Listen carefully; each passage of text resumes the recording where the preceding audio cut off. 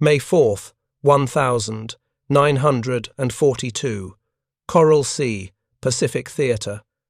Lieutenant Commander Robert Dixon stares at his radar scope aboard USS Yorktown and sees something that shouldn't exist. Two massive contacts, 87 miles northeast, moving at 25 knots. Japanese carriers. The problem? His SC-2 air search radar has a maximum detection range of 15 miles on a good day. This morning is not a good day. Heavy rain, electrical storms, atmospheric interference. His radar should be showing nothing but noise and clutter. Instead, he's tracking an entire enemy carrier strike force at nearly 6 times his equipment's rated capability. Dixon doesn't hesitate. He sounds general quarters. Within minutes, Admiral Frank Fletcher has launched every available aircraft toward those impossible contacts. The subsequent Battle of the Coral Sea becomes the first naval engagement in history where opposing ships never see each other, fought entirely by aircraft. The Americans sink the carrier Shoho and damage Shokaku so severely she'll miss the Battle of Midway. The invasion of Port Moresby is cancelled. Australia is saved from potential Japanese invasion, all because Dixon's radar detected targets it absolutely could not detect. What Dixon doesn't know, what nobody on Yorktown knows except 3 radar technicians sworn to secrecy, is that his radar has been illegally modified. The modifications use a frequency band the US Navy explicitly prohibited, a detection technique that naval radar doctrine declared physically impossible, and a signal processing method that violates every radar operating procedure written by the Bureau of Ships. The man responsible for these forbidden modifications is a 9-year-old radar engineer named Robert Morris Page. He's not aboard Yorktown. He's 6,000 miles away at the Naval Research Laboratory in Washington, D.C., watching test oscilloscopes and wondering if his unauthorized radar experiments have reached the fleet in time to matter. They have. Page's forbidden radar trick is about to change naval warfare forever, and the story of how one engineer's insistence on pursuing impossible detection methods over the Navy's violent objections begins 3 years earlier in the bureaucratic warfare of pre-war Washington. The radar crisis begins long before Pearl Harbor. In 1939, the United States Navy operates the world's most powerful fleet, 15 battleships, 5 aircraft carriers, 18 heavy cruisers, and 171 destroyers projecting American power across 2 oceans. That fleet is also functionally blind. Naval vessels in 1939 detect enemy ships the same way Nelson did at Trafalgar in 1805. Visual observation by human lookouts using binoculars. Maximum detection range in perfect visibility, perhaps 20 miles for large ships on a clear day. At night, in fog, in rain, in the Pacific's frequent tropical squalls, detection range drops to hundreds of yards or less. Ships can pass within miles of each other and never make contact. Entire fleets can maneuver undetected if weather conditions cooperate. The tactical implications are catastrophic. Naval warfare in 1939 requires ships to see targets before engaging them. Fire control systems, navigation, tactical formation keeping all depend on visual observation. When visibility drops, entire fleets become helpless, unable to fight effectively, unable even to navigate safely. Collisions in fog and darkness are common. In peacetime exercises, they're embarrassing. In wartime, they'd be fatal. Before we jump back in, tell us where you're tuning in from, and if this story touches you, make sure you're subscribed because tomorrow I've saved something extra special for you.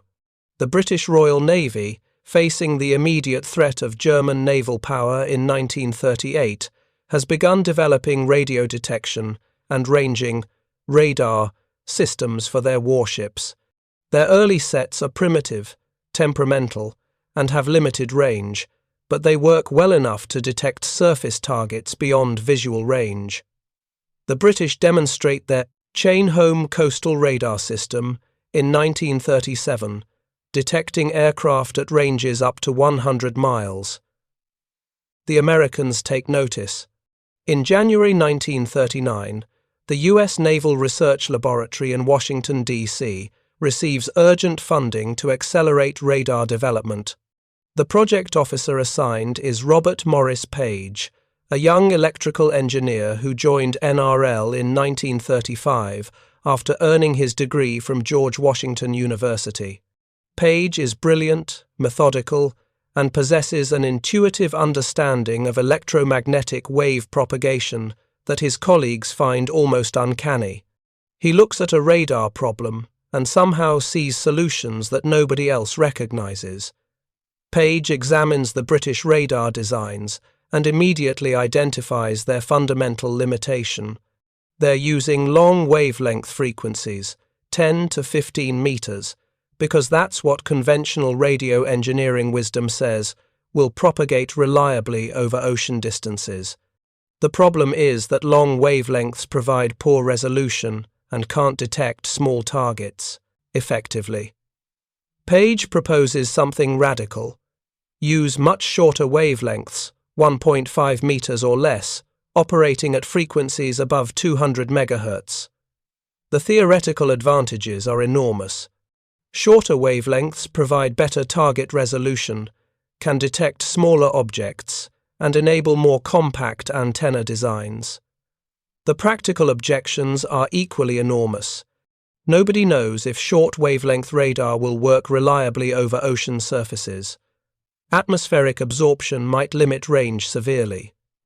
Equipment to generate and receive such high frequencies is experimental and unreliable. Most critically, the Bureau of Ships, the Navy's procurement and engineering authority, has already standardized on long wavelength radar designs based on proven British technology. Requesting permission to develop short wavelength alternatives means asking the Navy to gamble scarce research funding on unproven concepts. On March 15, 1939, Page submits a research proposal to Captain Harold Bowen, Director of the Naval Research Laboratory. The proposal requests authorization to develop experimental radar operating at 200 MHz with a target detection range of 20 miles for aircraft and 15 miles for surface ships. Bowen reads the proposal and asks the obvious question that will haunt Page for years. The British are using 20 MHz and achieving reliable detection. Why do we need 10 times that frequency? Page's response is immediate and passionate. Because 200 MHz will give us 10 times better resolution, sir. We'll detect targets the British systems miss entirely. We'll track aircraft precisely enough to direct fighter interception. We'll detect surfaced submarines before they can attack our convoys. Bowen frowns. The Bureau of Ships is already funding long wavelength radar development. They're not going to approve duplicative research on unproven frequencies. Then don't tell them, Page says quietly. Sir. The room goes silent. What Page is suggesting is technically insubordination, conducting unauthorized research using government resources without proper approvals, possibly violating Navy procurement regulations. Bowen stares at him for a long moment. If this doesn't work, it's your career. If it does work, sir, it saves the fleet. Bowen signs the authorization. Page starts building that night. They're about to prove that sometimes the only way to achieve the impossible is to pursue it without permission. Page doesn't have much funding. The Naval Research Laboratory's radar budget in 1939 is approximately $75,000 annually, split between multiple competing projects. Page receives an initial allocation of $8,000, enough for basic components and lab equipment, nowhere near enough for comprehensive development. He assembles a small team working after hours in NRL's Building 20, a converted warehouse designated for experimental projects. The core group consists of 4 people. Leo Young, an antenna specialist who understands radio wave propagation better than almost anyone in America. Lawrence Hyland, a receiver designer who can build circuits sensitive enough to detect impossibly weak signals. Taylor, a technician who can fabricate custom components by hand when commercial parts don't exist. 4 people, $8,000, and an idea the Navy's official doctrine says won't work. The technical challenges are extraordinary. Generating stable, high-frequency radio waves in 1939 requires vacuum tube oscillators operating at the edge of their design limits. The tubes overheat, their frequency drifts, their output power is inconsistent. Page and his team test dozens of different tube configurations, trying to find designs that will generate reliable 200 MHz signals with enough power to detect targets at useful ranges. They hand-wind inductor coils, fabricate custom capacitors, machine metal tube sockets to reduce stray capacitance. Every component is custom because nothing exists commercially that meets their requirements. By June 1939, they have a prototype transmitter generating approximately 15 watts at 200 MHz. It's crude, unstable, and barely functional, but it's producing the frequency they need. The receiver is even more challenging. Detecting the incredibly weak reflected signals bouncing back from distant targets requires amplifiers far more sensitive than anything in commercial radio receivers. The signals they're trying to detect are measured in microwatts, millionths of a watt, buried in electrical noise, thousands of times stronger. Hyland designs a receiver using 7 stages of amplification, each stage carefully tuned to reject interference while preserving the faint target echoes. The antenna system represents the biggest engineering challenge. At 200 MHz, the wavelength is 1.5 meters, approximately 5 feet. This allows relatively compact antenna arrays, but focusing the radar beam to achieve useful range and resolution requires precise antenna element spacing and phasing.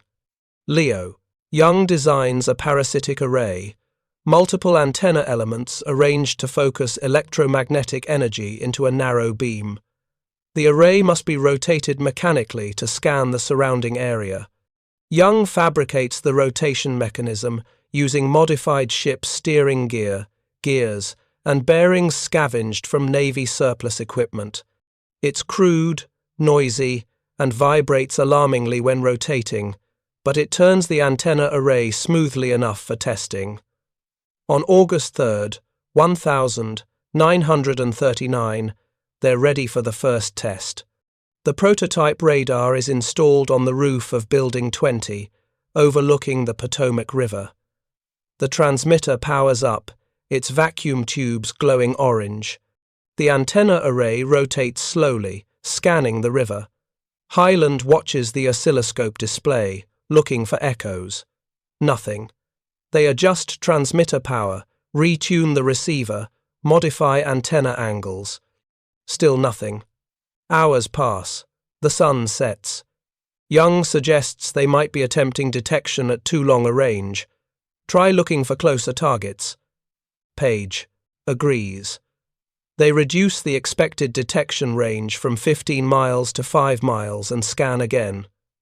At 2,140 hours, August 3, 1939, a faint blip appears on the oscilloscope.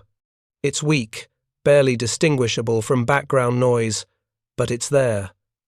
A target, approximately 4.2 miles distant, moving slowly. They watch it for 6 minutes. The echo remains consistent, moving gradually across the display. Young grabs binoculars and scans the river. There, a cargo barge being towed upstream by a tugboat, exactly where the radar says it should be. They've just detected a surface target at 4 miles, using frequencies the Bureau of Ships says won't work for naval radar. Page writes in his laboratory notebook. First successful detection, 200 MHz radar, 2,140 hours, 3 August 1939. Target, river barge, range approximately 4 miles. Signal weak but consistent. Further development warranted. Warranted is an understatement. What Page doesn't know yet is that in exactly 28 days, Germany will invade Poland and the world will go to war. The radar he's building in secret will be desperately needed far sooner than anyone imagines. Over the following months, Page's team refines their prototype relentlessly. They increase transmitter power to 50 watts by developing more efficient oscillator circuits. They improve receiver sensitivity by adding additional amplification stages and better noise filtering. They refine the antenna array to provide better beam focus and target resolution. By December 1939, their experimental radar is detecting surface ships at 8 miles and aircraft at 12 miles. The performance is remarkable, but it's still far short of what the Navy needs for fleet operations. Page understands the fundamental problem. His radar is detecting targets, but the detection range is limited by transmitter power and receiver sensitivity. To achieve 20-mile detection range, he needs either 10 times more transmitter power, which is impractical with 1939 vacuum tube technology, or he needs a completely different approach to signal detection. On January 4th, 1940, Page is reviewing oscilloscope recordings from the previous day's testing when he notices something strange. Occasionally, very briefly, the target echoes become much stronger, 2 or 3 times their normal amplitude, for reasons he can't explain. The enhancement lasts only seconds, then fades. He shows the recordings to Hyland. What's causing this? Hyland studies the traces. Atmospheric ducting, maybe? Temperature inversions can create propagation channels that temporarily enhance range. Can we predict when ducting occurs? No, it's random, weather-dependent. We can't rely on it. Page stares at the oscilloscope traces, thinking, what if we don't need to predict it? What if we can create it artificially? That question leads him to a forbidden technique that will change everything. Page's insight comes from an unlikely source, commercial radio broadcasting experience. In the 1930 seconds, radio engineers discovered that certain atmospheric conditions could cause distant AM radio stations to suddenly blast through with tremendous signal strength, propagating hundreds or thousands of miles beyond their normal range. These propagation anomalies, called tropospheric ducting, occurred when temperature inversions created atmospheric channels that trapped and guided radio waves far beyond line-of-sight distances. The phenomenon was unpredictable, weather-dependent, and temporary. But when it occurred, the signal enhancement was dramatic. Page realizes something that nobody in naval radar development has considered. What if radar signals could be intentionally designed to exploit atmospheric ducting? What if, instead of using a single fixed frequency, the radar transmitted a carefully chosen sequence of frequencies, specifically selected to maximize ducting probability? It's a radical concept. Every radar system in 1940 transmits on a single fixed frequency. That's how radar is supposed to work. Stability, consistency, predictability. Changing frequencies randomly seems like engineering madness. It violates every principle of reliable radar operation. It's also exactly what Page needs to achieve impossible detection ranges. On January 18th, 1940, Page submits a classified research memorandum to Captain Bowen titled Frequency Diversity Enhancement of Radar Detection Range. The memo proposes modifying the experimental 200 MHz radar to transmit on 5 different frequencies sequentially, cycling through them rapidly to exploit whatever atmospheric propagation conditions exist at any moment. Bowen reads the proposal skeptically. 5 frequencies covering 195 to 205 MHz. That's insane. The receiver won't stay synchronized. The target tracking will be incoherent.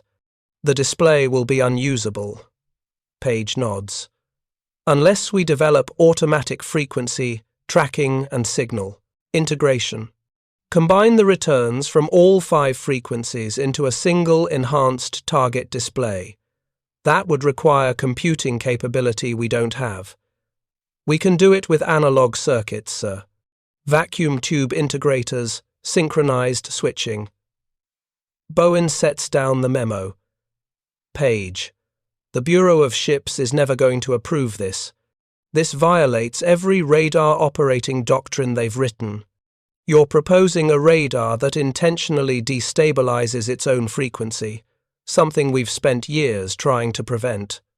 I'm proposing we achieve 50-mile detection range, sir. That's what the fleet needs. Even if this works in theory, you don't have funding for this level of development. Page meets his eyes. I'll use the existing budget. We'll modify the current prototype. You'll destroy the only working radar we have. We'll build what actually works. There's a long silence. Bowen thinks about the growing war in Europe, the increasing probability of American involvement, the desperate need for better naval radar. He thinks about regulations, procurement procedures, official Navy doctrine. He makes a decision. You have 6 months. If this fails, I'm shutting down your entire research line and transferring you to conventional radar development. Understood, sir. And Page? If the Bureau of Ships finds out we're violating standard radar frequency protocols without authorization, both our careers are finished. Yes, sir. I understand. Bowen signs the authorization without sending it through official channels. Page returns to Building 20 to begin modifications that will either revolutionize naval warfare or end his career. The technical challenge is extraordinary. Page needs to build a radar that transmits sequentially on 5 different frequencies, switches between them fast enough to maintain continuous target tracking, and combines the returns into a coherent display. This requires synchronized frequency, switching in both transmitter and receiver. Signal, integration across multiple frequencies, and display processing that presents operators with actionable target information despite the underlying frequency chaos. Page and Hyland spend 3 months redesigning almost every component. The transmitter is modified to use 5 separate oscillator circuits, each tuned to a different frequency: 195, 198, 201, 204, and 207 MHz. An automatic switching mechanism, built from modified telephone relay equipment, cycles the transmitter through all 5 frequencies sequentially, spending 2 seconds on each frequency before switching to the next. Complete cycle time, 10 seconds. The receiver is redesigned to track the transmitter frequency automatically. This requires a synchronization circuit that tells the receiver which frequency the transmitter is currently using, allowing instant receiver tuning to match. Hyland builds the sync circuit using vacuum tube flip-flops and relay logic, primitive by modern standards, but revolutionary for 1940. The signal integration circuit is the most sophisticated component. Page designs a vacuum tube analog computer that stores target echo data from each frequency in separate circuit paths, then combines them using weighted averaging to produce a single enhanced target indication. The theory is that if atmospheric ducting is occurring on any of the 5 frequencies, the integration circuit will capture that enhanced signal and combine it with the returns from the other frequencies. producing overall detection capability far exceeding what any single frequency could achieve alone. By April 1940, they have a modified prototype ready for testing.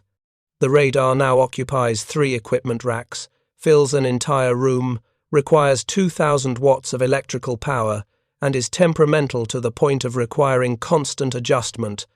Young calls it the most unreliable, reliable radar ever built. On April 29, 1940, they conduct range tests over the Potomac River. The results are immediate and stunning. Previous maximum detection range, with single-frequency operation, 8 miles for surface ships. Maximum detection range with 5-frequency diversity operation, 23 miles for the same targets, nearly triple the range. The enhancement isn't consistent. It varies depending on atmospheric conditions, time of day, temperature gradients, but it's real and it's repeatable. Page documents everything meticulously. Detection range versus time of day, correlation with weather conditions, frequency by frequency performance analysis. The data shows that atmospheric ducting occurs far more frequently than anyone realized. On any given day, at least 1 or 2 of the 5 frequencies experience propagation enhancement. By using all 5 frequencies and integrating their returns, the radar captures those enhancement periods automatically, achieving detection ranges that should be impossible with its transmitter power and antenna gain. On May 15, 1940, Page submits his test results to Captain Bowen with a request for fleet trials. Bowen is impressed but cautious. This works in controlled conditions over a river. Will it work at sea in combat conditions? Only one way to find out, sir. I'll request Bureau of Ships approval for sea trials. Sir, if we request Bureau approval, they'll ask what we've been developing. When they find out we're using frequency diversity techniques without authorization. Bowen finishes the thought. They'll shut us down immediately, possibly court-martial both of us for violating procurement regulations. He thinks for a moment. We need an advocate inside the Bureau. Someone senior enough to protect us, junior enough to take risks. Do you know anyone like that, sir? Unfortunately, yes. Commander Frederick Entwistle. He's head of the radar development section. He's also the most obstinate rule follower in the entire Bureau. That doesn't sound promising. No, but he's also brilliant. If we can convince him this technology works, he'll fight for it regardless of how many regulations we violated developing it. The problem is convincing him. Page meets with Commander Entwistle on May 23, 1940, at the Bureau of Ships headquarters in Washington. Entwistle is 45 years old, Annapolis graduate class of 1917, career naval officer with engineering background. He's built a reputation as someone who follows procurement regulations exactly, demands rigorous testing of all equipment, and has rejected more contractor proposals than everyone. Preparing and narrating this story took us a lot of time, so if you are enjoying it, like this video, it means a lot to us. Now, back to the story. Else in the Bureau combined. Page brings oscilloscope photographs, test data, and detailed technical documentation. He explains the 5-frequency diversity concept, the atmospheric ducting exploitation, the dramatic range enhancement. Entwistle listens silently for 20 minutes. Then he says, "You developed this without Bureau authorization?" "Yes, sir. Using frequencies not allocated for naval radar use." "Correct, sir. Violating standard radar operating procedures that specifically require fixed-frequency operation for target tracking consistency." "All true, sir. Why should I not recommend your immediate dismissal and possible prosecution for misuse of government research funds?" Page doesn't hesitate. Because this radar can detect Japanese carriers at 50 miles, sir. And when the war comes, and it is coming, that detection range will save every carrier we have. The room goes absolutely silent. Entwistle stares at him. 50 miles? Your test data shows 23 miles maximum. Over a river in calm atmospheric conditions with minimal ducting, sir. At sea, with proper atmospheric conditions, the physics supports 50-mile detection, possibly more. That's theoretical speculation. It's physics, sir. Tropospheric ducting over ocean surfaces is better documented and more predictable than over land. We will achieve 50-mile detection at sea. Entwistle picks up Page's documentation and reads it carefully for 10 minutes. Page waits, barely breathing. Finally, Entwistle looks up. I'm going to do something I've never done in 23 years of naval service. I'm going to recommend immediate fleet installation of equipment that violates multiple Bureau regulations and standard operating procedures. Page exhales. Sir? Because you're right. War is coming. When it does, we need every advantage we can get. Your radar provides that advantage. Thank you, sir. Don't thank me yet. I'm also going to personally supervise your sea trials. If this equipment fails, if it endangers the ship, if it doesn't perform as you claim, I will ensure you never work on naval projects again. Am I clear? Crystal clear, sir. Good.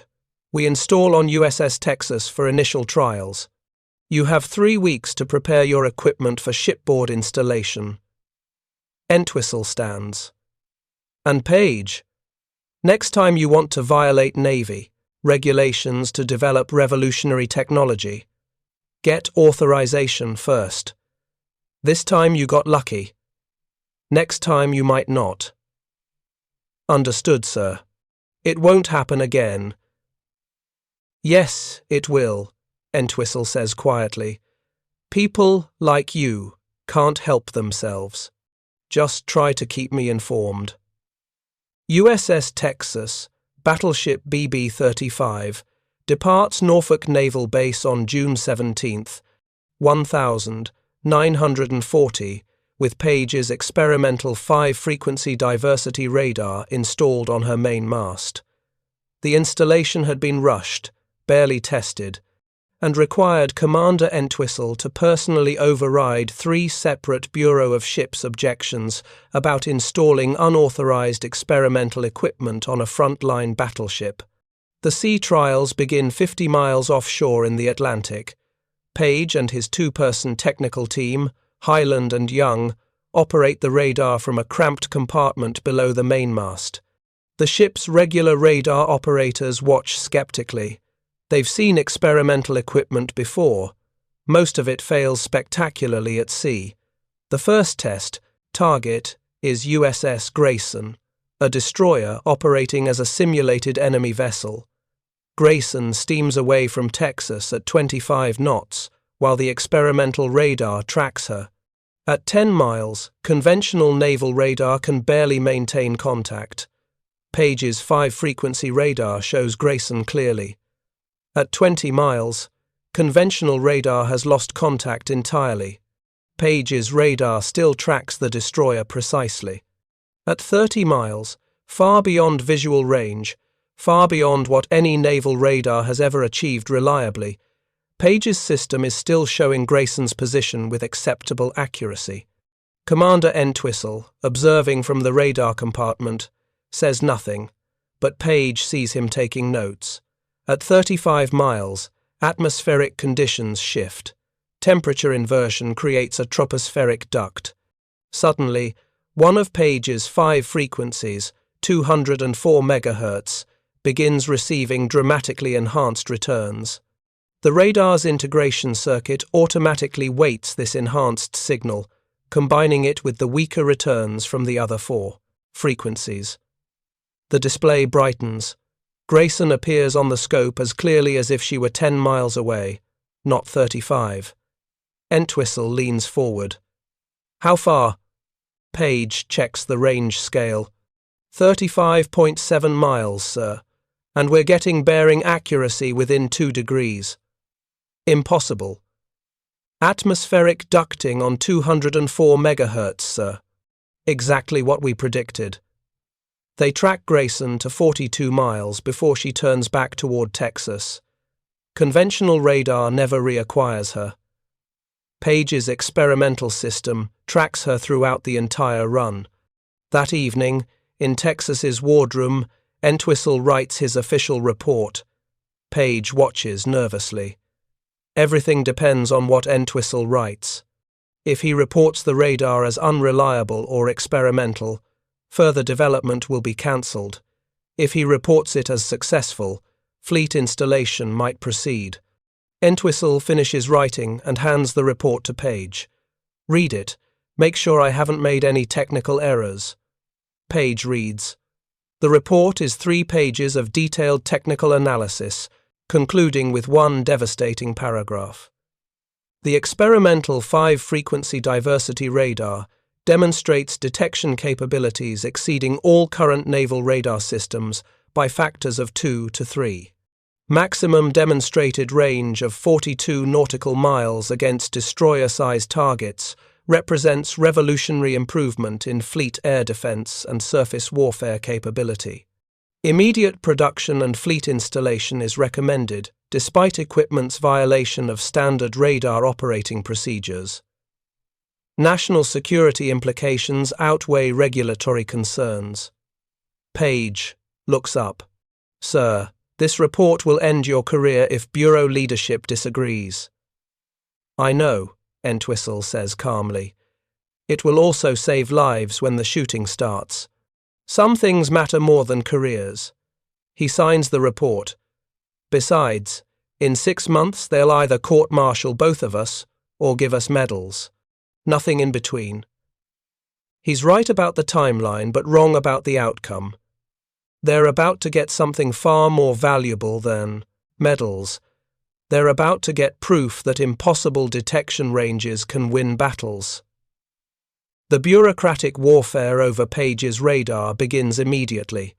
When Commander Entwistle's report reaches Bureau of Ships leadership in late June 1940, it triggers fierce resistance from multiple departments. The radar development section argues that 5-frequency operation is too complex for fleet operators to maintain. The logistics division points out that spare parts inventories don't exist for such radically different equipment. The training command insists that radar operators can't be retrained fast enough to handle frequency diversity systems. Most damaging, the Communications Security Office raises concerns that cycling through 5 frequencies might make American radar emissions easier for enemy forces to detect and analyze. Every objection is technically valid. Every objection also misses the fundamental point. This radar achieves detection ranges that could determine who wins or loses the coming war. Admiral Harold Stark, Chief of Naval Operations, resolves the debate with characteristic decisiveness. On July 8, 1940, he issues a directive: install Page radar on all fleet carriers immediately. Defer all procedural objections until after system proves combat effectiveness or lack thereof. It's not quite an endorsement. Stark is hedging his bets, ordering installation while making clear that if the system fails in combat, heads will roll. Production begins in August 1940. The Naval Research Laboratory partners with RCA to manufacture the radar sets, designated XAF, Experimental Air Search, Frequency Diversity. RCA engineers are appalled by the design's complexity. One senior engineer tells Page, "This is the most over-engineered piece of equipment I've ever seen. It'll never work reliably in fleet service." Page responds quietly, "It already works. Your job is manufacturing it, not redesigning it. By December 1941, when Pearl Harbor brings America into the war, only 5 fleet carriers have received the XAF radar: USS Enterprise, Yorktown, Hornet, Wasp, and Saratoga. Installation on other vessels proceeds slowly, delayed by manufacturing bottlenecks and the desperate need to repair Pearl Harbor damage. The radar sees its first combat action on February 1, 1942 during the Marshall Islands raid. USS Enterprise launches strikes against Japanese bases using the XAF radar for long-range air search. The radar detects Japanese reconnaissance aircraft at 67 miles, giving Enterprise time to launch additional fighters and evade detection. The strike succeeds with minimal American losses. More importantly, the radar performance proves Page's theories about oceanic ducting at sea. With proper atmospheric conditions, the 5-frequency diversity system routinely achieves detection ranges exceeding 50 miles. April 1942. Naval intelligence reports increasing Japanese carrier activity in the Coral Sea region, northeast of Australia. Admiral Chester Nimitz, Commander-in-Chief Pacific Fleet, orders carriers Enterprise and Yorktown to intercept. Both carriers carry the XAF radar. The Japanese carriers Shokaku, Zuikaku, and Shoho are searching for American forces to destroy. They carry conventional radar with maximum detection ranges under 20 miles. May 4, 1942, 0527 hours. Yorktown's XAF radar operator, Petty Officer 2nd Class James Reynolds, is scanning his scope through another monotonous early morning watch, when 2 large contacts appear at bearing 032 degrees, range 87 miles. The contacts are moving southwest at approximately 25 knots, directly toward Yorktown's task force. Reynolds immediately reports to the bridge. Commander Oscar Pedersen, Yorktown's operations officer, is skeptical. 87 miles? Reynolds, check your equipment? That's impossible. Sir, contacts are solid. Multiple sweeps confirmed. Bearing steady, range decreasing. Pedersen checks the radar maintenance log. The XAF system has been operating flawlessly since installation. Could be atmospheric anomaly. False contacts. Sir, these are showing as large surface vessels. Size profile consistent with capital ships. Pedersen makes a decision that will alter the battle's outcome. Wake Admiral Fletcher. Tell him we have possible enemy carrier contacts at 87 miles. Rear Admiral Frank Fletcher, commanding Task Force 17, reaches the bridge at 0534 hours. He reviews the radar data personally. Conventional naval wisdom says these contacts are too distant to be real. Conventional wisdom also says the XAF radar isn't supposed to work at these ranges. Fletcher knows about Page's radar. He's read the technical reports. He understands the atmospheric ducting theory. More importantly, he trusts his equipment and his operators. At 0541 hours, Fletcher orders Yorktown to launch a full strike every available dive bomber and torpedo plane. The strike launches at 0600 hours, guided toward the radar contacts by continuously updated position information from the XAF system.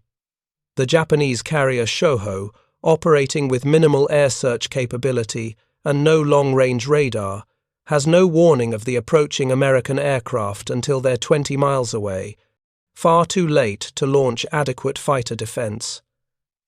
At 0725 hours, American dive bombers and torpedo planes attack Shoho in coordinated strikes. The carrier is hit by 7 bombs and approximately 13 torpedoes in less than 15 minutes. She sinks at 0735 hours with heavy loss of life. The battle continues for several more days, with both sides trading carrier strikes. Shokaku is severely damaged by American dive bombers. Lexington is sunk by Japanese torpedo planes. But the strategic outcome is decisive. The Japanese invasion fleet bound for Port Moresby turns back, never to return. Australia is saved from potential invasion. The Battle of the Coral Sea becomes the first naval engagement in history, where opposing surface ships never sight each other, fought entirely by carrier aircraft guided to their targets by radar. Admiral Fletcher's after-action report, filed on May 12, 1942, includes a classified annex about the XAF radar's performance. Initial enemy contact at 87 nautical miles provided sufficient warning to launch full strike before Japanese forces could close to effective range. Without this early detection capability, enemy carriers would have achieved surprise, likely resulting in loss of Yorktown and significant casualties. The XAF frequency diversity radar provided decisive tactical advantage. Recommend immediate fleet-wide installation on all capital ships. The report reaches Admiral Stark on May 18th. He immediately authorizes accelerated production and installation across the entire fleet. The radar that Page developed by violating Navy regulations, that Entwistle endorsed by risking his career, that Admiral Stark installed despite fierce bureaucratic resistance, has just proven its value in combat. The Japanese naval staff, analyzing their Coral Sea defeat, initially attributes American long-range detection to superior aerial reconnaissance. It takes them until August 1942 to realize the Americans have radar far superior to anything in the Imperial Japanese Navy's inventory. By then, it's too late to close the technology gap. American radar development has accelerated far beyond Japanese capability. June 1942, Battle of Midway. 3 American carriers, Enterprise, Hornet, and Yorktown, all equipped with XAF radar, face 4 Japanese carriers with conventional short-range radar. The battle's outcome hinges on who finds whom first.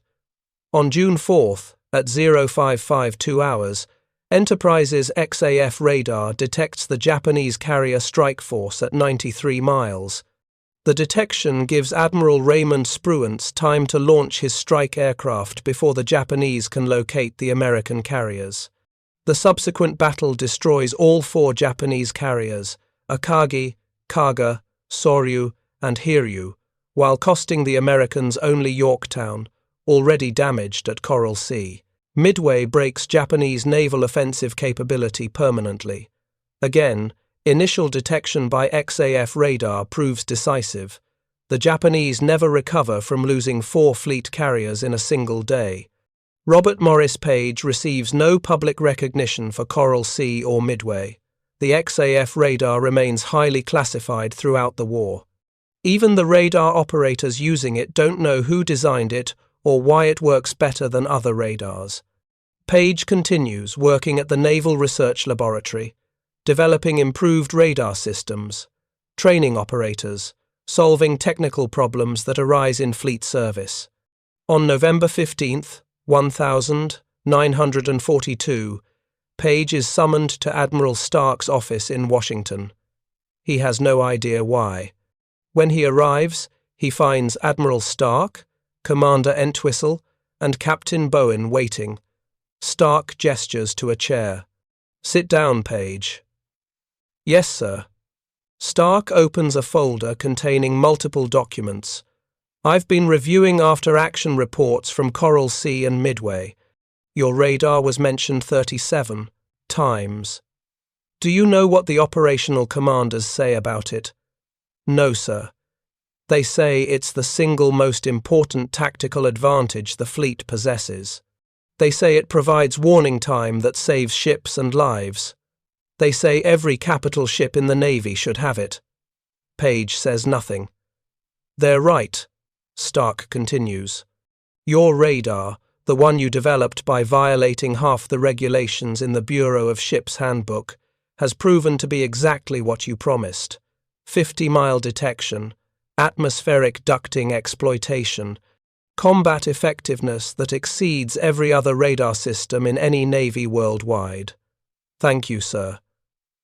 I'm not finished. Do you know how many American sailors are alive today because your radar detected enemy forces before they could achieve surprise? No, sir. Neither do I. Thousands, certainly. Possibly tens of thousands when we account for the ships that didn't sink, the battles that didn't become massacres, the strategic victories that prevented prolonged campaigns. Stark closes the folder. The Navy owes you a debt we can never fully repay. I'm recommending you for the Naval Distinguished Service Medal, but it will have to remain classified until after the war. Can't let the enemy know how good our radar is. I understand, sir. There's something else. We're establishing a new radar research division at NRL. I want you to head it. Full captain's rank, direct reporting to CNO staff, unlimited budget, and complete authority to pursue whatever radar technologies you believe are necessary. Sir, I'm a civilian researcher, not a naval officer. We can commission you, Stark says, or if you prefer to remain civilian, we'll create an equivalent position. The point is, Page, you've proven you know how to develop technology that wins battles. I want you doing that full-time without bureaucratic interference. Page looks at Entwistle and Bowen. Both are smiling. Sir, I accept on one condition. Stark raises an eyebrow. You're negotiating with the Chief of Naval Operations? Yes, sir. My condition is that Commander Entwistle be assigned as military liaison to the division. He's the only bureau officer who had the courage to support this program when everyone said it was impossible. Entwistle looks shocked. Stark laughs. Entwistle, you're reassigned effective immediately. Congratulations on your promotion to captain and your new assignment to a division that exists because you ignored regulations. Sir, I didn't ignore regulations. Yes, you did, Stark interrupts. You ignored them for the right reasons. That's why you're being promoted instead of court-martialed. The meeting ends with handshakes and congratulations. Page returns to NRL to continue developing radar systems that will serve throughout the war and beyond. The XAF frequency diversity radar is manufactured in large quantities and installed on every American carrier, battleship, and cruiser by late 1943. Improved versions with greater range and better reliability enter service in 1944. By war's end, American naval radar is acknowledged worldwide as the most advanced and effective in existence. The Japanese never develop equivalent capability. The Germans come close with their late-war radar systems, but never achieve the range and reliability of Page's frequency diversity design. The British adopt similar techniques in 1943 after observing American radar performance. Robert Morris Page receives the Naval Distinguished Service Medal in a classified ceremony in August 1945, 1 week after Japan's surrender. The citation reads, "For exceptionally meritorious service in the development of revolutionary radar systems that provided United States naval forces with decisive tactical advantages throughout the Pacific War. Mr. Page's frequency diversity radar enabled early detection of enemy forces at ranges previously considered impossible, contributing directly to American victories at Coral Sea, Midway, Philippine Sea, and Leyte Gulf. Page continues working in radar research until his retirement in 1966. He holds over 60 patents related to radar technology. He mentors generations of radar engineers. He helps develop the first phased array radars, the first over-the-horizon radar systems, and early airborne early warning radar. He dies on May 15, 1992 inches, Maryland, at age 82. His obituary in the Washington Post mentions his radar work in one sentence, describing him as a pioneer in naval radar development during World War II. Most of his specific contributions remain classified until 2003, when the Navy declassifies XAF radar technical documentation. In 2008, the IEEE Aerospace and Electronic Systems Society posthumously awards Page the Dennis J. Pickard Medal for Radar Technologies and Applications, recognizing his fundamental contributions to frequency diversity radar and atmospheric ducting exploitation. The awards ceremony includes testimony from 3 World War II radar operators who used Page's equipment in combat. Retired Rear Admiral Thomas Blake, who served as a radar operator on USS Enterprise during the Battle of Midway, speaks for all of them. I was 19 years old, standing radar watch on the morning of June 4th, 1942, when my XAF scope showed Japanese carriers at 93 miles. I reported the contact. Admiral Spruance launched our strike. We sank 4 enemy carriers that day and changed the course of the war. I never knew who built that radar until today. I never knew the story of how it was developed in violation of Navy regulations, how engineers risked their careers to pursue technology that everyone said was impossible. Blake pauses, visibly emotional. I'm 85 years old. I've lived a full life, raised a family, had a career. I survived the war because Bob Page's radar gave my ship warning time to launch aircraft before the Japanese could attack us. Thousands of other sailors survived for the same reason. Bob Page never asked for recognition. He never sought fame. He just built technology that saved lives and won battles. People talk about the great weapons of World War II, bombers, fighters, battleships, submarines. They rarely mention radar. But I'll tell you this, without Bob Page's radar, we might have lost Midway. We might have lost the Pacific War. One engineer's refusal to accept impossible changed history. The XAF frequency diversity radar is displayed at the Smithsonian National Air and Space Museum, the National World War II Museum, and the U.S. Navy Museum. Modern naval radar systems still use frequency diversity techniques descended directly from Page's original 1940 design. The Aegis Combat System, the most advanced naval air defense radar in existence, employs sophisticated frequency management that Page would immediately recognize as an evolution of his atmospheric ducting exploitation concept. In 2015, the Naval Research Laboratory names its primary radar research facility the Robert Morris Page Research Center. The dedication ceremony includes a speech by the Chief of Naval Operations, Admiral Jonathan Greenert. Bob Page represents the best tradition of naval research. Identify critical operational needs. Pursue innovative solutions regardless of conventional wisdom. Risk career advancement to develop technology that saves lives. Every radar system in the modern fleet, every long-range detection capability we possess, builds on foundations Page established 75 years ago. His story reminds us that sometimes the only way to achieve the impossible is to ignore people who say it can't be done. Page didn't have permission to develop frequency diversity radar. He didn't have authorization to violate standard operating procedures. He didn't have approval to risk his career on unproven technology. He had a clear vision of what needed to exist and the courage to build it despite institutional resistance. The speech concludes with words that would have made Page uncomfortable, but that perfectly capture his legacy. Innovation requires technical brilliance, but it also requires courage. The courage to challenge authority when authority is wrong.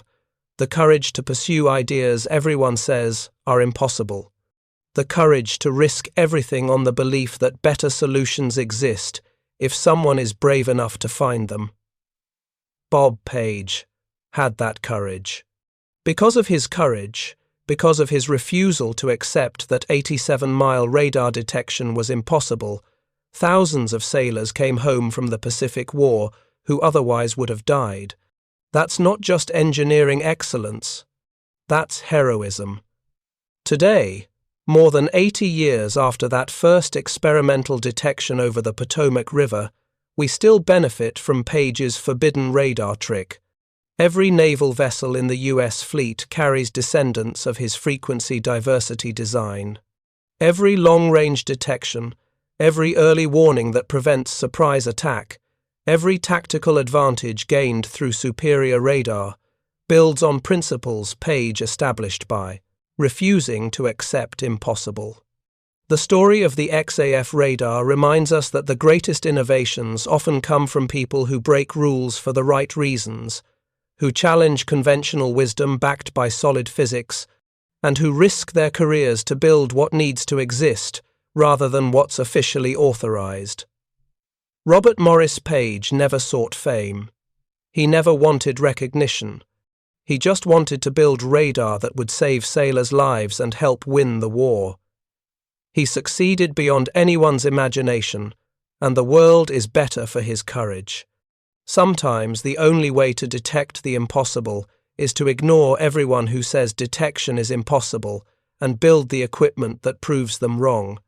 Up next, you've got two more standout stories right on your screen. If this one hit the mark, you won't want to pass these up. Just click and check them out. And don't forget to subscribe and turn on the notification bell so you don't miss any upload from us.